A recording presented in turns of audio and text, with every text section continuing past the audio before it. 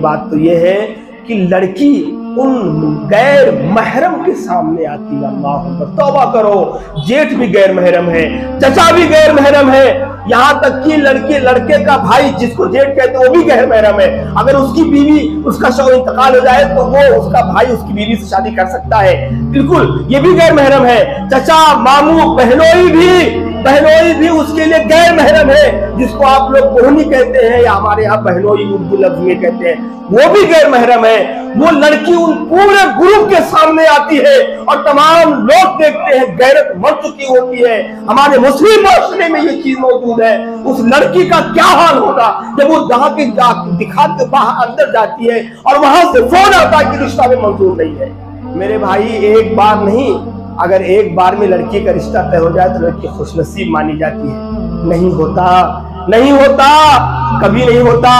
एक नहीं 10 बार वो लड़की किसी के सामने आती है और बार बार उसे तैयार किया जाता है, बार बार उसे कहा जाता है तुझे देखने आ रहे हैं। उस लड़की का 10वां रिश्ता टूट जाने के बाद क्या होता है, वो नफ्सियाती मरीजा बन जाती है।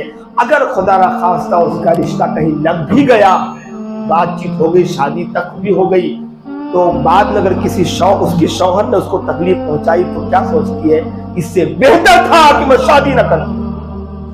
सही बात है। 10 रिश्ते ठुकराने के बाद ये रिश्ता लगा है, अब ये भी मुझे तकलीफ दे रहा है, इससे बेहतर था कि मैं तुम्हारी। अगर ये चीज आम हो जाए तो उस लड़की को उसके घर पे देखने के बजाय उसके किसी रिश्तेदार के घर देखा जाए और पूरी फौज जाने के बजाय सिर्फ 3 अफराद जाओ, रिश्ता तय कर लो, बात खत्म है।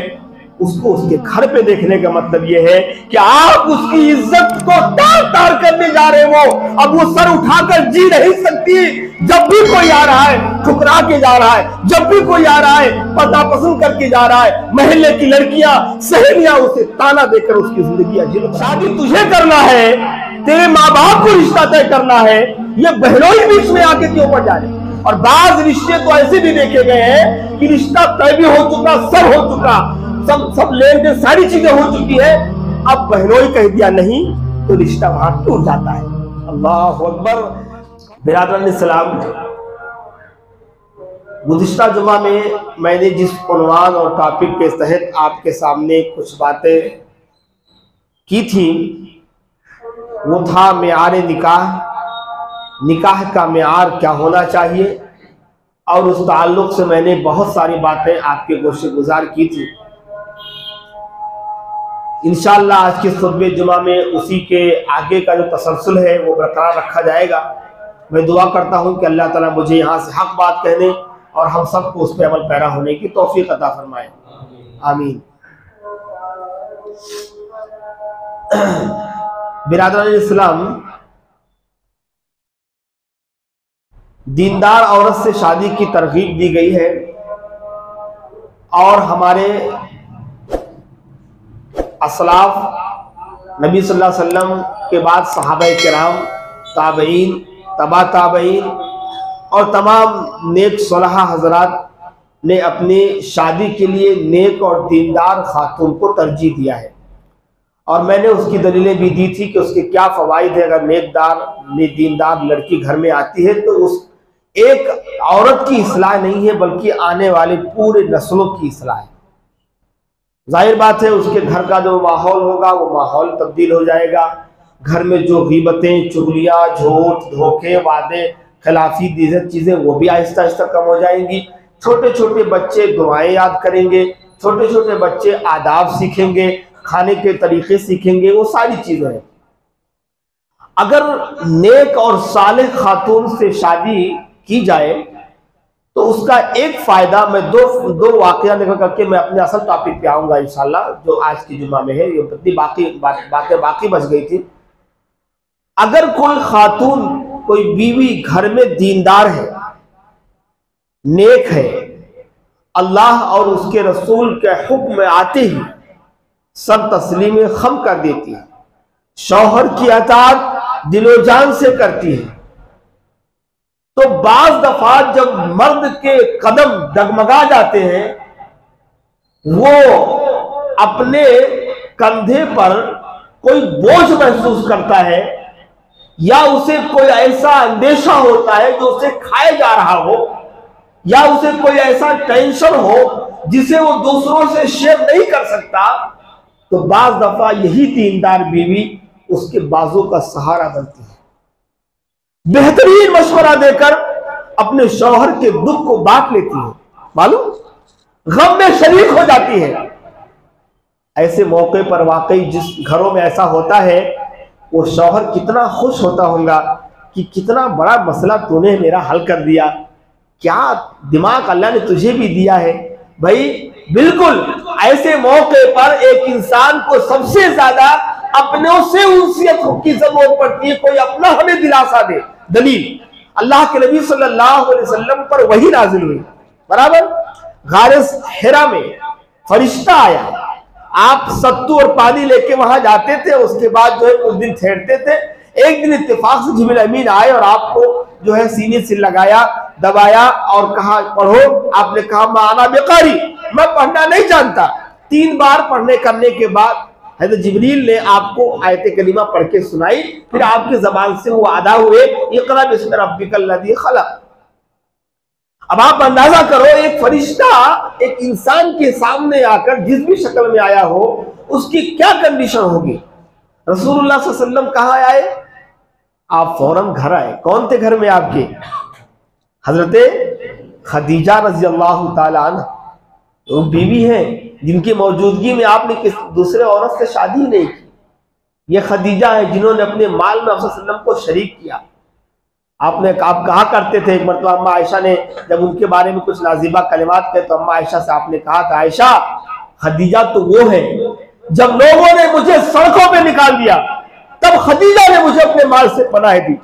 जब लोगों ने हमें मजनू, पागल, दीवाना कहा तो खदीजा ने अपने गोद में मेरा सर रखा। आयशा तू क्या कहती है खदीजा, खैर वो दूसरा मौजू निकल जाएगा। तो घर आए, कहने लगे कि खदीजा खदीजा जम मिलूनी, मुझको चादर ओढ़ाओ, मुझको चादर ओढ़ा दिया गया। उसके बाद कुछ देर के बाद जब इफाका हुआ तो आप उठे, खदीजा से कहा, खदीजा इधर आओ, मेरे पास बैठो, तुम जानती हो मेरे साथ क्या वाकया हुआ है। खदीजा को नहीं मालूम। कहने लगे आप सल्लल्लाहु अलैहि वसल्लम कि ऐसा ऐसा हुआ है और मुझे अपनी जान का खतरा महसूस हो रहा है, क्योंकि वाज़े इशारा नहीं था ये कि मतलब आप नबी बना दिए गए हैं या फिर जो है जो भी चीजें हैं बाद में मतलब आयत करीमा तो उतर दी गई, लेकिन उसका असल पस मंजर वाज़े नहीं था। इसलिए आपने कहा क्या, मुझे अपनी जान का खतरा महसूस हो रहा है। हज़रत खदीजा ने क्या कहा था, ऐ मेरे सरताज, ये कैसे हो सकता है, मक्का का कौन फर्द आपको कत्ल करेगा। आप तो मिस्कीनों का सहारा बनते हैं, बेवाओं को कमा कर देते हैं, ज़ईफ और कमजोरों की मदद करते हैं, और आपको अल्लाह रब्बुल आलमीन कभी रुस्वा नहीं करेगा। ये उनके अल्फाज थे। कितनी बड़ी बात है, रसूल सल्लल्लाहु अलैहि वसल्लम के दिल में ऐसी जो है अल्फाज सुनकर इतना ढार्स बना कि आप जो है उसके बाद आपने सही तो मानों में अगर दावत का काम अगर मजबूत पकड़ा है तो अम्मा खदीजा रज़ियल्लाहु अन्हा के उस तसल्ली भरे अल्फाज से। सुलह हुदैबिया का मौका है, बस ये आखिरी मिसाल, सुलह हुदैबिया का मौका है। आप सल्लल्लाहु अलैहि वसल्लम सहाबे किराम के साथ जो है निकले उम्रा करने की गरज से। मक्का वालों को पता चला कि नबी और अपने साथियों के साथ उम्रा करने की गरज से आए हैं, तो मक्का वालों ने उनको हुदैबिया के मकाम पर रोक दिया। उसके बाद मक्का वालों की तरफ से कुछ लोग आए, कहने लगे कि आप उम्रा नहीं कर सकते, आप उम्रा नहीं कर सकते, आप जाइए अगले साल आइए। उसके बाद सुलह की जो है करारदादें लिखी गई, सुलहनामा लिखा गया उनकी तरफ से। आप सल्लम का वो नाम मिटाने का वाकया भी इसी जिम्मे में आता है। साहबा ने कहा हम नहीं मिटाएंगे, आपने अपने हाथ से मिटा दिया। तो खैर जब सुलहनामा लिख दिया गया, करारदादें पेश कर दी गई, मंजूर हो गया, उसके बाद आपने फरमाया मेरे दोस्तों, मेरे साथियों, उठो और अपने अपने ऊँटों को नहर करके अपना एहराम खोल दो, क्योंकि हम जा नहीं सकेंगे मक्का, लिहाजा यहाँ से हम मदीना जाएंगे, हमारी नीयत यहाँ तक थी, अल्लाह उसका सवाब देगा। आप अपने अपने ऊँटों को नहर करो, कुर्बान करो और फिर यहाँ से मदीना को रवाना हो जाए। गमो गुस्सा की लहर थी सहाबा के दरमियान, कोई सहाबी उठे ही नहीं। आपने फिर फरमाया कौन है, फरमाने वाले नबी है, और सहाबा आपके एक अल्फाज अदा होने से पहले जान देने को तैयार होते थे, मगर यहाँ खामोश बैठ गए। अबू बकर सिद्दीक़ रज़ियल्लाहु अन्हु भी खामोश बैठे, उमर रज़ियल्लाहु अन्हु भी खामोश बैठे हैं। तमाम सहाबा नबी सल्लल्लाहु अलैहि वसल्लम का चेहरा देखकर नजरें नीची कर ले रहे। किसी भी सहाबी ने यह हिम्मत नहीं की कि उठ कर जाए और अपने ऊंट को नहर करके कुर्बान करे। लिहाजा रसूलुल्लाह सल्लल्लाहु अलैहि वसल्लम मजीद कहने के बजाय सीधा वहां से निकले और अपने हुजरे में आए। उम्मे सलमा रज़ियल्लाहु अन्हा आप सल्लल्लाहु अलैहि वसल्लम की बीवी है, हम सब की माँ है, वो मौजूद थी। आपके चेहरे पर, आपके पेशानी पर पसीना देखा तो कहने लगे, आए अल्लाह के रसूल, आए मेरे सरताज, क्या मामला है, आप परेशान दिख रहे हैं। आप सल्लल्लाहु अलैहि वसल्लम ने पूरा वाकया बयान किया कि मामला ऐसा है, मेरे कहने पे कोई मेरे साथी उठ ही नहीं रहा है, मैं परेशान हूं कि अब करूं तो क्या करूं। आप सल्लल्लाहु अलैहि वसल्लम से कहने लगी उम्मे सलमा, आए मेरे सरताज, उसमें घबराने की क्या बात। देखो बाद दफा कुछ मशवरा रहता, भाई लो ना घर में मशवरा, पूछो कभी मामलात में। लोग बोलते, अक्सर लोगों को मशहूर है नाकिसुल अकल है उनके पास। अरे भाई नाकिस किसमें कहा गया? दीन के मामले में कौन सा वो नापाकी की हालत है, वो उसकी हालत है बच्चे पैदा करने के बाद की नापाकी के उसमें। अरे भाई दुनिया की एतबार से देखा जाए तो बाद दफा आज तो हालत तो ये है कि मतलब बहुत सारी बच्चियां जो है, लड़कियां कॉलेजेस में लड़कों से आगे टॉपर है ना। खैर कहने लगी, अल्लाह के रसूल आप गम मत कीजिए, क्यों आप परेशान हो रहे हैं, एक काम कीजिए ना मेरे कहने पर, ये लीजिए आप खंजर, जाइए अपने ऊंट को आप ज़िबा कीजिए बस, और कुछ मत कीजिए, खाली ऊंट को ज़िबा कीजिए। उम्मे सलमा के कहने पर रसूल सल्लल्लाहु अलैहि वसल्लम गए और ऊंट को नहर किया। ये देखते देखते तमाम सहाबा अपने अपने ऊंटों को नहर करने लगे।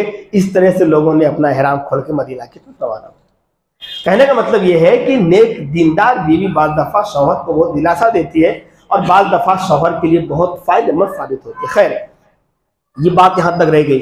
अब जो है, जो आज के मौजू में मैं जो चीज़ें रखना चाहता हूँ बहुत ख़ास चीज़ें हैं। जाहिर बात है अब शादियां करने के लिए दीनदार का इंतखाब पर बात हो चुकी है।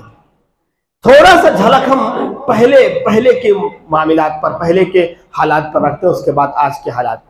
पहले क्या होता था, शादियां जल्दी हो जाया करती थी। लोग ये नहीं देखते थे कि मेरा बेटा क्या कमा रहा है। कहते थे लोग, अरे यार कोई बात नहीं है, शादी कर दो, बुराई में मुब्तला होने से बच जाएगा, उसको कमाने का तो है ही है। और शादी के बाद जब उसकी हो जाती थी 21 साल 22 साल 23 साल में, उसके बाद शादी के बाद उन्हें खुद ब खुद पटरी पे आ जाता था कि अब मेरी यहाँ से जिम्मेदारी शुरू हो रही है। गवाह सब लोग जानते हैं, हम लोग बड़े हैं, हमसे बड़े बूढ़े जो लोग हैं। माशरे की हालत तो ये थी कि कोई पराया किसी की तरफ नजर उठाकर देख नहीं सकता था। पड़ोस की बेटियां बहनें हमारे घरों में आकर रोटियां बनाती थी, सालन पकाती थी, और घर का कोई फर्द उनसे मजाक तो नहीं कर सकता था। और बाज देहातों में, गांव में औरतें खेतों में साथ काम करती थी मर्दों के साथ, मजाल किसी की नजर उठाकर कोई देख ले, ये कंडीशन थी। क्यों? इसलिए कि आजकल फहाशी को फैलाने की चीजें नहीं थी, मोबाइल का फितना नहीं था, टीवी एक के बाद बहुत कम, उसके बाद फोन बहुत कम, तो वो जो पाकीज़ा माहौल था वहां पर शादियां बहुत जल्दी हो जाया करती थी। और अगर कोई लड़का या लड़की के बारे में अगर गांव में सुना गया कि ऐसा उसका दोनों का ताल्लुक या उनका दोनों का जो है कुछ ना कुछ है, तो फिर पूरा खानदान, पूरा गांव उस दोनों घरों से बाइकाट रखता था। बराबर ये गुज़िश्ता जमाने की हालात बहुत बदल गया, वक्त ने करवट ली, पुरानी चीजें कचरे के डब्बे में चली गई, नई चीजें आई। नई चीजें आई तो हमारी सोच बदल गई, हमारे अफकार बदल गए, हमारे सोचने समझने की सलाहियत बदल गई, और हमारे वो तमाम रसूम और रिवाज मगरबी तहजीब के सोच में बदल गए। जबकि इस्लाम आज से नहीं 1400 साल पहले से वही तालीम देते हुए चला आया है जो तालीम आज दे रहा है। लेकिन हम हैं कि मुसलमान या हम लोग इस इस्लाम पे अमल करने की बजाय मगरिब ने जो हमें सिखाया है उस पे अमल करेंगे। क्या हो रहा है? आज शादियां ताखीर से हो रही। हमारे बच्चे का डिग्री नहीं हुआ अभी, हमारी बच्ची MBBS में है ना, 3 साल का कोर्स, 4 साल का, उसको कर लेने दो। हमारा बच्चा जो है IIT के एग्जाम में जो है वो एग्जाम देने के लिए तैयारी कर रहा है। हमारा बच्चा भी फार्मेसी करने वाला है, उसके लिए जो है तैयारी कर रहा है। हमारा बच्चा जो है IPS IAS के एग्जाम में लगा है। हमारी शादियां ताखिर से हो रही हैं और उसकी सबसे बड़ी वजह यह है कि हमारी शादियों में ताखिर का यही फितना है जो आज नौजवान नस्लों को तिनकों की तरह हवा में उड़ा कर ले गया फहाशी की जानिब। चलो उस मकाम उस तहजीब पे लाके खड़ा कर दिया है जहां इज्जत और आबरू की कोई वकात नहीं है। मैं बरसरा बरमरा ऐलान ये कह रहा हूं, कोई वकात नहीं है। हॉस्टलों में वो तमाम बुराइयां अंजाम दी जाती है जो एक नौजवान लड़के और लड़कियों को शादी से पहले हो जाना चाहिए था। यानी शादी के वक्त, शादी के बाद की जो चीजें हैं वो आजकल हम हॉस्टलों में देखते चले आए। लेट हो रही शादियां, ताखिर से हो रही है, जबकि बच्चा बालिग और बच्ची बालिगा हो जाए उसकी शादी करने का हुक्म कुरान ने दिया है। उसकी डिग्री नहीं देखी जाएगी। बाज लोगों की शादियां तो रिश्ते में इसलिए लेट हो जाती है क्योंकि सामने वाला का रिश्ता जो हो रहा है उसके पास दौलत नहीं है, उसके पास माल नहीं है, खूबसूरती नहीं है, उसके पास ये नहीं वो नहीं है, इसलिए भी शादियां ताखिर की जाती है। जबकि यही सोच पहले थे लोगों में, पहले शादियां करने की बुराइयां कम थी। अब लेट हो रहा है, जाहिर बात है जिस उम्र में इंसान की शहवत को सबसे ज्यादा जो है तक़वियत मिलती है उस उम्र को ढल जाने के बाद आप शादी करोगे तो वो उम्र के 5 साल वो कहां गुजारेगा, कैसे गुजारेगा। और आज तो कंडीशन तो ये है कि मोबाइल के स्क्रीन पर कितने सारे ऐसे डेटिंग ऐप्स मौजूद है जहां पर आप एक क्लिक के ऊपर पूरी फहाशी चीजों को देख सकते हैं। आप, मैं कोई गलत बात नहीं कर रहा हूं, सबके पास फोन है। ये किस लिए? जब उसको जायज ख्वाहिशात को पूरा करने का वक्त नहीं मिलेगा या उस नौजवान लड़के लड़कियों को उस चीज में देरी की जाएगी तो वो अपनी उस ख्वाहिशात की तकमील किसी नाजायज तरीके से करेंगे। ये हमारी माशरे का अलमिया है। जबकि हदीस कहती है, आप सल्लल्लाहु अलैहि वसल्लम ने इरशाद फरमाया, इज़ा अताकुम मन तरज़ौना दीनहु व खुलुक़हु फज़व्विजूहु, जब तुम्हारे पास कोई ऐसा रिश्ता आए जिसके दीन और अखलाक से तुम राजी हो, बस कोई और चीज नहीं देखने का भाई, डिग्री मत देखो। और हाँ, बाज दफा बाज जगहों पे तो बाकायदा डिग्रियां, शादियां करने के बाद डिग्रियां हासिल की हैं भाई। कई सारे टीचर्स हैं, कई सारे स्कॉलर्स हैं, कई सारे जो है IPS IAS जो है बने हैं, उनकी शादियां उनकी पहले से हो चुकी है, उसके बाद तैयारी करके वो आगे बढ़े हैं। कर सकते, कोई मुश्किल नहीं है। आप अपने बच्चे की शहवात की उम्र को मत मारो या आप अपने घरों में ऐसा कोई कानून मत लगाओ जहां हो सके बच्चा बालिग है, उसे गुनाहों में पड़ने से पहले आप उसकी शादी किसी दीनदार रिश्ते में रिश्ता आए तो वहां हाँ कर दो। जब तुम्हारे पास कोई ऐसा रिश्ता है जिसके दीन और अखलाक से तुम राजी हो, फज़व्विजूहु, तो उसकी शादी कर दो। वइल्ला तफ़अलू तकुन फितनतुन फिल अर्द व फसादुन अरीज़, अगर ऐसा नहीं करोगे तो जमीन में फसाद होगा, हो रहा है। हमारी बच्चियां गैरों के साथ भाग रही, हमारे बच्चे गैरों की लड़कियों से शादी कर रहे, कोर्ट मेहनत चल रहा, माँ बाप को किनारे कचरे के कूड़े में डाल दे रहे, कोई अहमियत नहीं, तुम्हारे बाबा ना तुम हमारे माँ, हमारा जो है शादी दूसरे से हो चुका है। सारी चीजें चल रही माशरे में, सारी चीजें, माँ बाप की कोई वकात ही नहीं रह गई है। बस एक गुजारिश ये है कि वक्त से पहले बच्चों की शादियां करने की कोशिश करें। थोड़ा सा आगे आ जाओ आप लोग, आज बाद में सब बंदी कर लेंगे।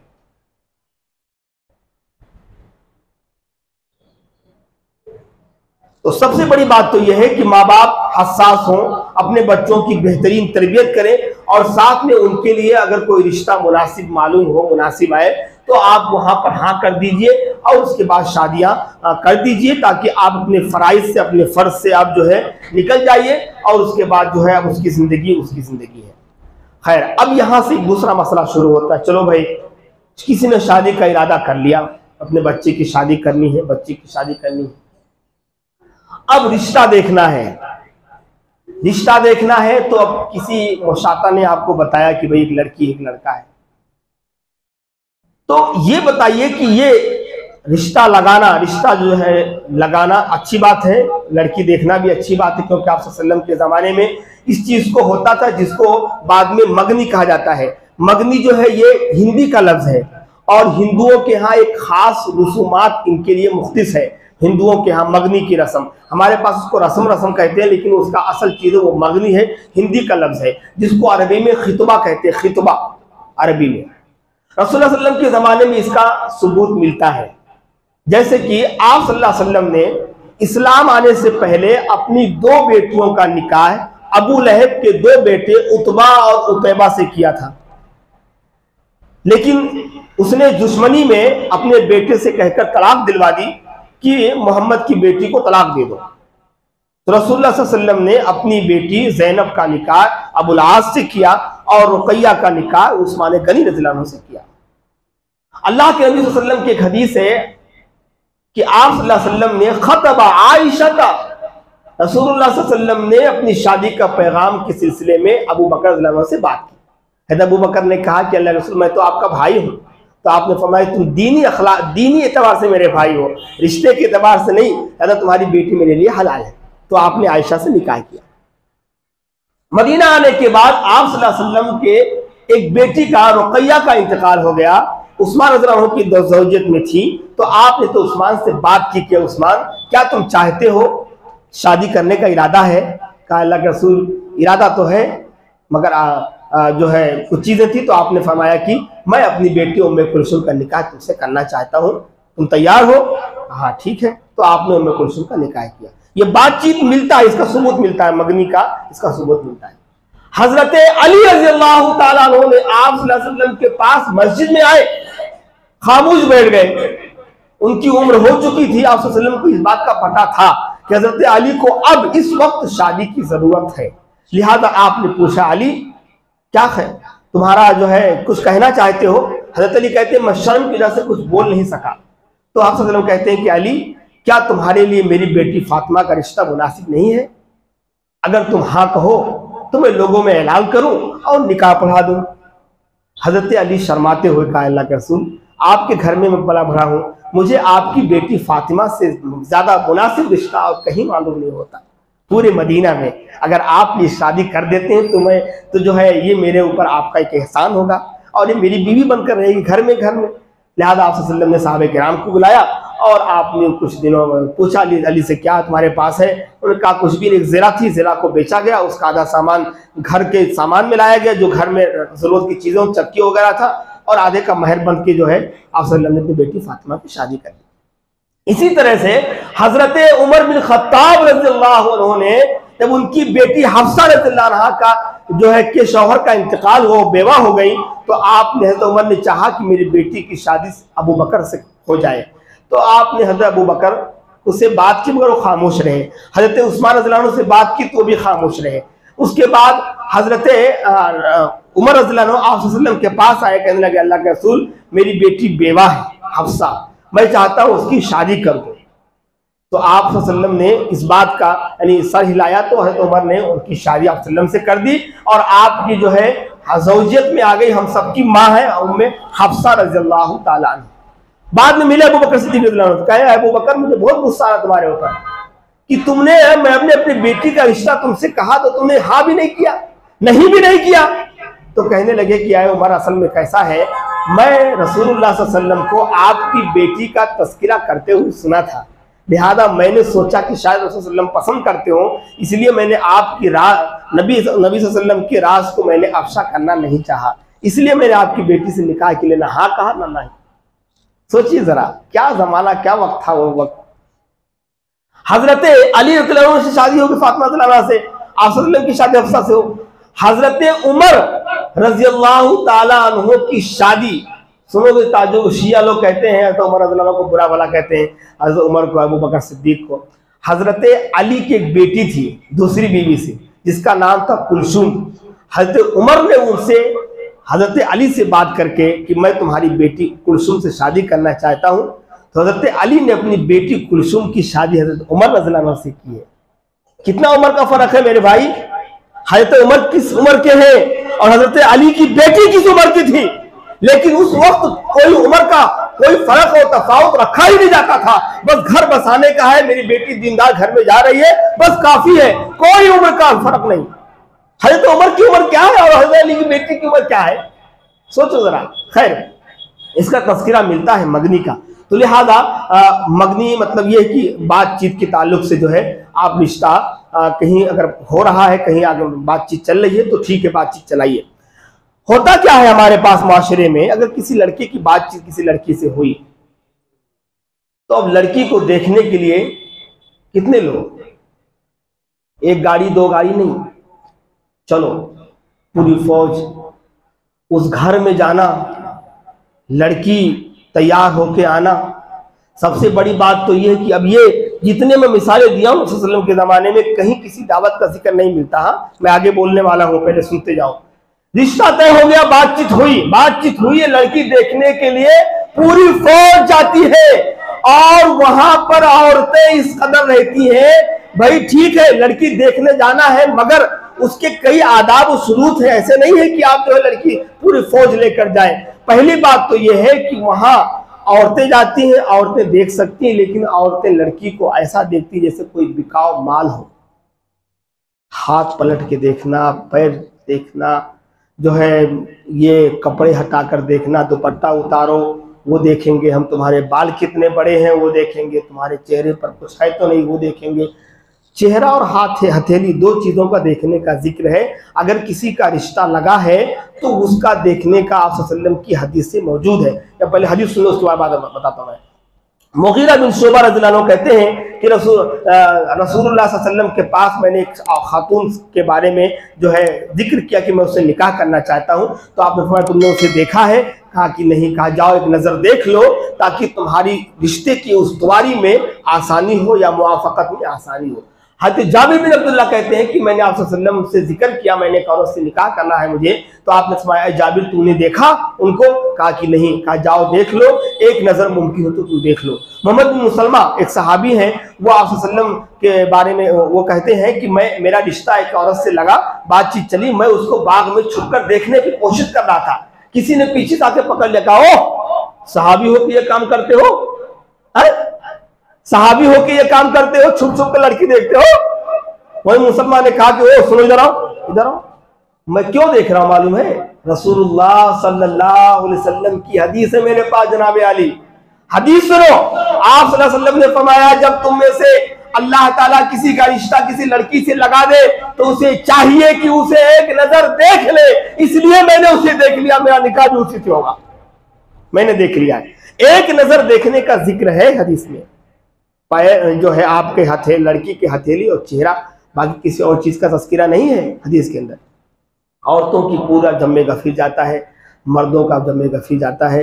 अब वहां पे बेचारा लड़की वाला पूरा खाने का बंदोबस्त करता है जितना हो सकता है, और उसके बाद सबसे बड़ी बात तो यह है कि लड़की उन गैर महरम के सामने आती है। अल्लाह अकबर, तौबा करो, जेठ भी गैर महरम है, चचा भी गैर महरम है, यहाँ तक कि लड़के का भाई जिसको जेठ कहते हैं वो भी गैर महरम है। अगर उसकी बीवी उसका शौहर इंतकाल हो जाए तो वो उसका भाई उसकी बीवी से शादी कर सकता है, बिल्कुल ये भी गैर महरम है। चचा मामू बहनोई भी उसके लिए गैर महरम है, जिसको आप लोग बहनी कहते हैं या हमारे यहाँ बहनोई उर्दू लफ्ज में कहते हैं, वो भी गैर महरम है। वो लड़की उन पूरे ग्रुप के सामने आती है और तमाम लोग देखते हैं, गैरत मर चुकी होती है।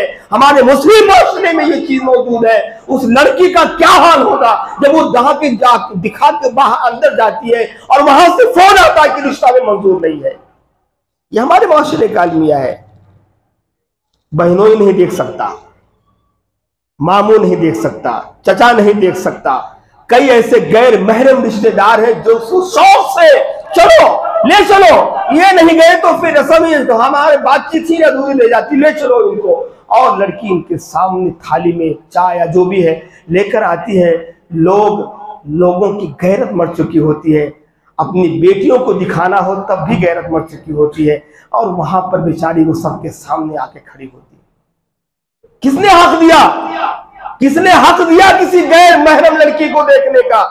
क्या हमारी अपनी इस्लाह जरूरी नहीं है? अगर आपको कोई अपने बच्चे के रस्म में या अपने बच्चे के रिश्ते के लिए बुलाए, आप गैर महरम है तो आप वहां जा भी रहे रिश्ते की बातचीत करने, तो कह दीजिए लड़की को मैं नहीं देख सकता, मुझे कोई हक नहीं देखने का। क्यों नहीं बोलते आप? वहां चुप्पी क्यों साध ली जाती है?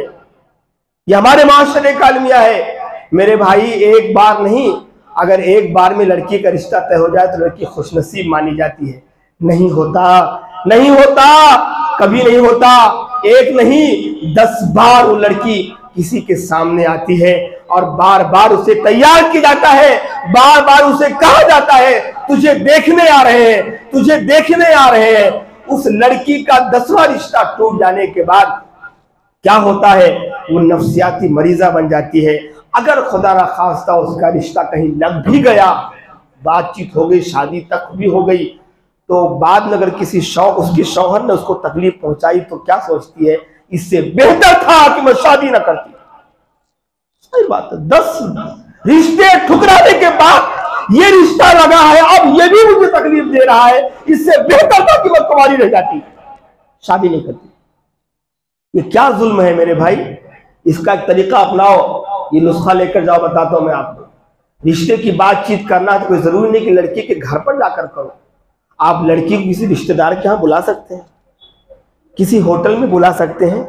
3-4 अफराद जाओ, लड़के की माँ, लड़के के वालिद या जो है और 1-2 रिश्तेदार जाएं, होटल में लड़की को बुला लें। वहां देखकर पसंद आए तो हाँ। इससे होता क्या है? लड़की की इज्जत नफ्स मजरूह नहीं होती है, महल्ले वाले उसको ताना नहीं देते हैं। बहुत बड़ी बात है। हाँ, ये लेकर जाओ, जरा सोचो।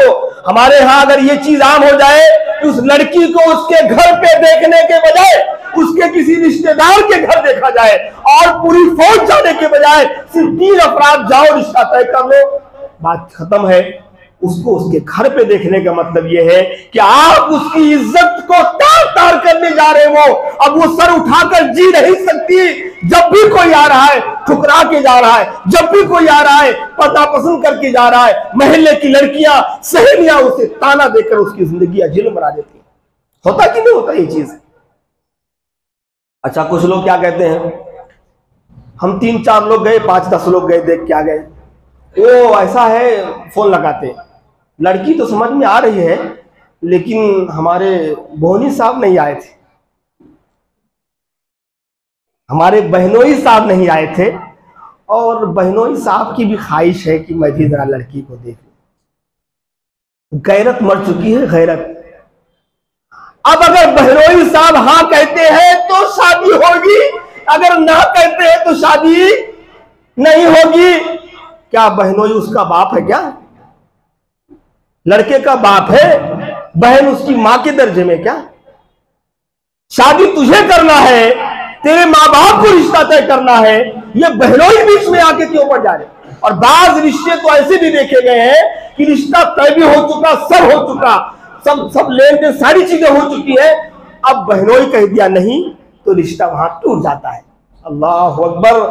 कौन होता है भाई? बहनोई का मतलब अपनी जगह है, ठीक है, आपने अपनी बहन दी है, अपनी बेटी दी है, लेकिन अब बच्चे और साले के रिश्ते में उसका कौन सा रोल है? ये हमारे माशरे में बहनोई कहे हाँ तो हाँ, ना कहे तो ना। गलत बात है भाई। रिश्ता आपको करना है, आपके माँ बाप को करना है, बहनोई का उसमें क्या रोल है? तौबा करो अल्लाह से तौबा करो। बहनोई की कोई राय नहीं ली जाएगी। आप अपनी माँ से पूछो, बाप से पूछो, और अगर राजी है, रिश्ता ठीक है तो हाँ करो। किसी और के रिश्ते, किसी और की इजाजत की और किसी और के बात की कोई जरूरत नहीं। होता क्या, अब ये तो हो गया, तो मतलब बातचीत, अल्लाह से तौबा करो, 3 से 4 लोग जाओ। और मैं वाकई में ये बात जरूर कहूंगा कि हमारे पास यूपी में बहुत सारी जगहों पर हाँ रस्म की बात थी, जो लड़कियों की बातचीत होती है, 2-3 अफराद जाते हैं, अक्सर लड़की को उनके घर पे नहीं दिखाया जाता। यहाँ यूपी के लोग बैठे हैं, जानते होंगे, लड़की को उसके घर पे नहीं दिखाया जाता। हमारे यहाँ होटल में या किसी रिश्तेदार के यहाँ दिखाया जाता। क्यों? इसलिए कि लड़की को अगर 3 से 4 बार दिखाया गया और उसके महल्ले में उसको मालूम हो गया, लड़की के घर वालों को या उसके आसपास लोगों को, तो उसे जीना हराम कर देंगे, ये सबको मालूम है। लिहाजा घर में दिखाने के बजाय उस लड़की को किसी घर के रिश्तेदार के घर में दिखाया जाए, ताकि बात वहीं का वहीं रह जाए। अगर टूट भी जाए, ना पसंद भी की जाए, तो लड़की कम से कम इतना तो सोचे कि हाँ, मेरे घर वाले, मेरे आस पास के लोग नहीं जानते कि मेरा कोई रिश्ता आया था। ठीक है। ये चीज, इसकी इस्लाह करो मेरे भाई। मुआशरे में सब चीजों की जरूरत है। कैसा मुआशरा अपना बिगड़ा हुआ है, अल्लाह अकबर। शादी के लिए फिर खैर चलो किसी का रिश्ता तय हो गया। अब उसके बाद नंबर आता है रस्म मगनी का। मगनी का रस्म आता है तो क्या करते हैं, अब उसके लिए सबसे पहले भाई ऐसा है, हमारा बेटा प्रोफेशनल डिग्री वाला है, रस्म बहुत धूमधाम से करेंगे। जबकि खितबा के बाद, पैगाम देने के बाद मगनी की कोई दावत नबी से साबित नहीं। इसीलिए अहलुल हदीस वाले यहाँ की भी कहीं के भी रस्म और मगनी की दावत नहीं खाते। क्यों नहीं खाते? इसलिए कि एक भी दावत का सबूत नबी के जमाने में नहीं मिलता है। तो उमर ने अपनी बेटी की शादी की है, कोई दावत नहीं, मगनी की कोई दावत नहीं। आप सल्लल्लाहु अलैहि वसल्लम ने अपनी बेटी की मगनी की हज़रत अली से कोई दावत नहीं। वक्फा था, कुछ दिनों के बाद शादी हुई, लेकिन बीच में किसी दावत का सबूत नहीं मिलता। जिस दावत का सबूत ना हो उस दावत में जाकर अपने जो है कुर्सी लगा के पैंट खोल कर जितना खा सकते हो खाओ, ये क्या तरीका है? पहली चीज इसका सबूत ही नहीं है माशरे हदीस शरीयत की नजर में। मगनी का है भाई, दो लोग आपस में जाकर बातचीत तय कर ले, इसका सबूत मिलता है, लेकिन किसी खास दावत का सबूत इस्लाम में नहीं है। लिहाजा अल्लाह से डरो। मगनी अच्छा, खास तौर पर मैं बोलूंगा अपने माओ और बहनों को, पूरा पूरा पूरा रस्म रिवाज अगर कहीं से पनपता है तो इनकी तरफ से ये कहेंगे, ओह मेरा बेटा ऐसे फकीरी में बन के जाएगा। उन्हें दूल्हा नौशा फकीर, अरे उसकी रस्म मालूम हो लोगों को कि हाँ फंक्शन हॉल बुक करेंगे, बड़ा से बड़ा फंक्शन हॉल बुक करेंगे, ऑर्डर देंगे खाने का, इतना सारा खाना पकाओ, इधर से उधर से बाप लड़के वाले की डिमांड होगा, इतने लोग आएंगे, उनके अच्छी साथ खातिर तवाज़ा कर देना, और अगर खातिर में कहीं कमी हो गई रिश्ता मंजूर नहीं है। क्या है ये जुल्म? थोड़ा सा बेचारा लड़की वाला कुछ नरम गरम कुछ हो गया अगर रस्म के, उसमें रस्म तो पहले जायज ही नहीं है, अगर कर रहा तो उन्हें कुछ अगर हो गया, आके बोल देते भाई ठीक है हमारे मेहमानों की तरफ से शिकायत आ रही थी इसलिए हमने रिश्ता तोड़ दिया है, हम आपकी बेटी से निकाह नहीं कर सकते। यहां भी आके रिश्ता टूट जाता है। तो ये मगनी जो है ना, इसके बारे में कुछ लिख कर लाया हूं मैं, क्या क्या होता है। सबसे पहली चीज देखो, अगर किसी लड़के की मगनी हुई है किसी लड़की से, तो दूसरा उस पर शादी का पैगाम नहीं दे सकता, शरीयत में हराम है, क्योंकि धोखा है ये, क्योंकि वादा कर चुका है ना कि मैं अपनी बेटी की शादी आपकी बेटी से करूंगा, लिहाजा दूसरा आदमी उसे शादी का पैगाम नहीं दे सकता, यहां तक कि वो रिश्ता तोड़ दे या छोड़ दे। वसल्लम की हदीस भी, ला यख्तबु रजुल अला खितबति आखी, अपने भाई के पैगाम निकाह पर कोई पैगाम निकाह ना दे, ये सही नहीं है। रस्म में क्या होता है आपकी मगनी में, अंगूठी पहनाई जाती है, रिंग, और उसे खरीदा जाता है, उसके बाद लाकर बॉक्स में पहनाया जाता है। कौन पहनाता है ये बता दूं मैं आपको, जिसकी शादी हो रही है वो। किसको? जिसकी शादी उससे हो रही हो। जरा सोचो, अगर ये मगनी की रस्म आप कर रहे हैं, आपकी शादी तय हो चुकी है, अगर आप इसको रिवाज दे रहे हैं, तो आपके माशरे में ये रस्म रिवाज है कि वो गैर महरम लड़की के हाथ पकड़कर लड़का अंगूठी पहनाता है और लड़की उस लड़के का हाथ पकड़ के अंगूठी पहनाती है कि नहीं? गैर महरम है ना भाई, अभी तो निकाह ही नहीं हुआ ना, बातचीत हुई, फिर आप ये अंगूठी की रस्म कहां से होती? फिर तो आप जो है एक गैर महरम लड़की का हाथ पकड़ के आप उसे अंगूठी पहना रहे हो, और उस मौके पर जनाब यानी सालियां होती हैं, सालियां, और उस मौके पर दोस्ता होते हैं नौशा के, जो मजाक और उसके बाद जो धिंगाना होता है, उसके बाद जो चीजें अल्लाह की पनाह शैतान भी शर्म से सर झुका ले। ये ऐसी ऐसी हकीकत खोला, आप सब जानते हैं भाई, रस्म में मैं नहीं जाता हूँ, आप लोग जानते होंगे ऐसे ऐसे मजाक, ऐसे ऐसे घोड़ा मजाक, ऐसे ऐसी जो है चीजें, किसी का दुपट्टा कोई खींच रहा है, कोई कुछ मजाक कर रहा है, कोई किसी के हुस्न की तारीफ कर रहा है, वहां पर जहां रस्म का अंगूठी और रिंग की रस्म पूरी की जाती है, वहां ये मर्दोजन का इख्तिलाफ होता है, वहां हमारी गैरत मर चुकी होती है, हमारी बहन किसी और से बात कर रही है, हमारी बेटी किसी और से मिल रही है। क्या है ये? मुसलमान है हम, वज़ा में तुम हो नसारा तो तमद्दुन में हुनूस, ये मुसलमान है जिन्हें देख के शर्माए। बंद करो इसको, मगनी की रस्म और फंक्शन हॉल बुक करना बंद करो। आपको रिश्ता तय करना है, लगाना है, ठीक है जाओ, 3-4 लोग जाओ घर में, एक मुख्तसर मेहमान नवाजी के तौर पे लोग आए हैं, आज बातचीत पक्की हो जाती, बोलकर वहां पे एक छोटी सी दावत घर में करके या तो 2-4 लोगों को खाना खिला के रुखसत कर दो, हो गई मंगनी। उसके लिए फंक्शन हॉल बुक करने की कोई जरूरत नहीं है, वहां वो अंगूठी की रस्म लगाने की कोई जरूरत नहीं है। और आगे सुनो जनाब, टाइम तो हो चुका मगर फिर भी सुनते जाओ। हाँ, क्यों पहनाते हैं? एतकाद है कि दोनों में मोहब्बत बाकी रहेगी। काहे का मोहब्बत भाई? तीसरे दिन झगड़े शुरू हो जाते, इल्ला माशाल्लाह। काहे का मोहब्बत? अंगूठी जब वो बेहयाई में पहनाई ही गई है, वहां बेहयाई का मंजर दिखाया ही गया है, तो वो रिश्ता कहां से कायम रह सकता है? इससे बचो, बचो इससे, ये सब रस्में खत्म करो। नंबर 3, दावत जबरदस्ती लेना, ये भी सही नहीं है कि हमारे इतने लोग आएंगे रस्म में, हमारे बच्चे के और बच्ची के, हमारे इतने लोग आएंगे, इनके लिए अलग से खाना पकाओ, ये पकाओ, ये पकाओ। बाकायदा फरमाइशें आती हैं और उसके बाद रस्म के लिए कि हमारे पास का खाना ये होना चाहिए, हम ये खाना नहीं खाएंगे, ये होना, ये भी गलत है। आप बेटी के बाप पर फोर्स नहीं कर सकते, गलत है। पहले बात मगनी करना, वो रस्म उसमें जाना भी गलत है। फूल माला पेश करना, क्या करते? उसको फूल माला बना के लेकर आते, उसमें लड़के को भी पहनाते, लड़की को भी पहनाते, और उसमें बेशबहा चीज़ें भी रहती, उसके अंदर पैसे भी लगे रहते, दूसरी चीज़ें भी रहती। कहीं किसी हमारे नबी ने, किसी सहाबी ने अपने बेटे बेटियों की गले में फूल कहाँ डाला? क्या फूल नहीं होता था वो टाइम पर? किसी ने डाला? कभी आपने सुना किसी हदीस के अंदर ये रस्म पूरी की गई नबी के ज़माने में? काहे का? जब तुम वो चीज़, वो प्रोग्राम मुनक्किद करोगे तो ये भी करना पड़ेगा, इसलिए करो ही ना भाई। जड़ से काट दो, ना रहेगा बांस ना बजेगी बांसुरी, काट दो सीधे से। नहीं करते हम रस्म। आओ तुम्हें रिश्ता तय करना, मेरे घर आ जाओ, 4-5 लोगों को ले आओ, रिश्ता तय करके बात पक्की कर लेते, हम रस्म नहीं करेंगे। हाँ, माशरे के ताने जरूर मिलेंगे आपको, माशरे के ताने मिलेंगे, दोस्ता मजाक उड़ाएंगे, उड़ाने दो।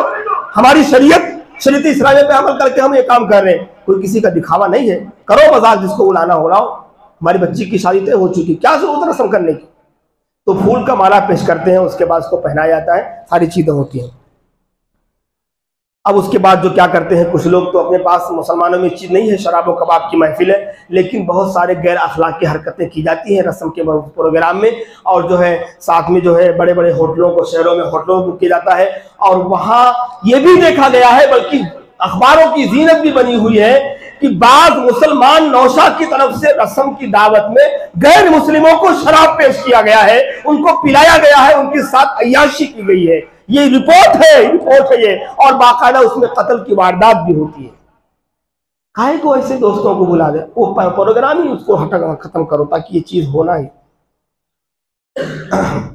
उसके बाद क्या होता है, वक्त भी हो चुका है, अब मैं बाकी बातें है, मेरे पास बहुत सारी बातें हैं, इंशाल्लाह ये सिलसिला बरकरार रखो। आप लोग पहले आगे बैठ जाओ, आने वाले जुमा को, इसके बाद फिर क्या होता है, अब शादी भी लाऊंगा इसके बीच में मैं।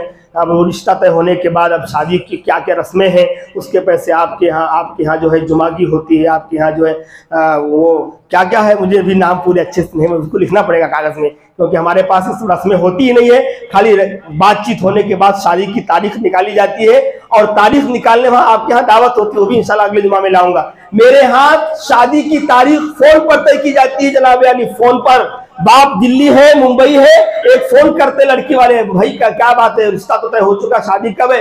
मई में 15 तारीख को शादी है, आप अपना कार्ड छपा लीजिए, हम अपने शिकार करके हम पहुंचते हैं, उसके बाद शादी तय। कोई दावत नहीं, घर में भी रहे तो कोई दावत नहीं होती शादी की तारीख के लिए, अल्लाह गवाह है, कोई दावत नहीं। हमारे पास यूपी के लोग बैठे हैं, कोई दावत नहीं होती। यहाँ पर अलग से 25, 30, 50, 100 चलो डेट निकालना है, डेट तारीख निकालना है, उसके बाद तारीख निकालते हैं, उसकी दावत अलग, उसके बाद शादी की 2 दिन पहले दावत अलग, मेहंदी की रस्म अलग, मेहंदी के जो है हल्दी की रस्म अलग। अरे बहुत सारी बातें इंशाल्लाह मैं आइंदा जुमा में आपके सामने रखूंगा। बारिल्लाह से दुआ है अल्लाह तबारक व तआला हम तमाम अहले ईमान को सही तौर पर इस्लाम की तमाम अहकाम पर अमल पैरा होने की तौफीक अता फरमाए। बारिल्लाह हम तमाम अहले ईमान को रसूल सल्लल्लाहु अलैहि वसल्लम की सुन्नतों के मुताबिक अमल करने की तौफीक अता फरमा। बारिल्लाह शादी ब्याह में अल्लाह जो नौजवान हैं, जो कुंवारे हैं, अल्लाह उनको दीनदार लड़कियां अता फरमा, और अल्लाह जो दीनदार लड़कियां हैं उनको दीनदार शौहर अता फरमा। बारिल्लाह शादियों में हम सब उम्मत मुस्लिमा को आसानी करने की तौफीक दे। बारिल्लाह जो बेजा रस्म रिवाज है जो इस्लाम में जिसकी इजाज़त नहीं देता, अल्लाह उन तमाम रस्म रिवाज को ख़त्म करने के लिए हमारे अंदर एक ताकत पैदा फरमा, और हम हमारे नौजवान ऐसी चीज़ों को ख़त्म करने के लिए अल्लाह खड़े हों माशरे में। ऐसे तमाम लोग जो जिनकी शादियाँ नहीं हुई हैं उन तमाम रस्म रिवाज को ख़त्म करें, अल्लाह उसे तौफीक दे, हर नौजवान को तौफीक दे, और अल्लाह हर नौजवान को नेक और साले बीवी अता फरमा और हर नौजवान लड़की को दीनदार शौहर अता फरमा। ऐ अल्लाह तमाम हर मामलात में हमें नबी सल्लल्लाहु अलैहि वसल्लम की सुन्नत के मुताबिक ज़िंदगी गुजारने की तौफीक दे। बारे इलाहा हमें जो बीमार हैं उनको शिफाए कामिला वाजिला अता फरमा। ऐ अल्लाह हमें जो कर्जदार हैं उनके कर्ज को अदा करना कोई सबील बना दे। बारे इलाहा इस शहर को, इस मुल्क को मुसलमानों के लिए अमन अमान वाला बना दे। ऐ अल्लाह जो हमारे खिलाफ साजिशें रच रहे हैं, ऐ अल्लाह उनकी साजिशों को नाकाम बना दे। बारे इलाहा हमें हमेशा पांचों नमाजों की पाबंदी करने की तौफीक दे। बारे इलाहा हमें हमेशा हलाल कमाने, हलाल खाने और हलाल कमाने, हलाल खिलाने की तौफीक अता फरमा। बारे इलाहा हमें जिंदा रख, इस्लाम और ईमान पर जिंदा रख, मौत दे तो शहादत की, इस्तकामत की मौत दे।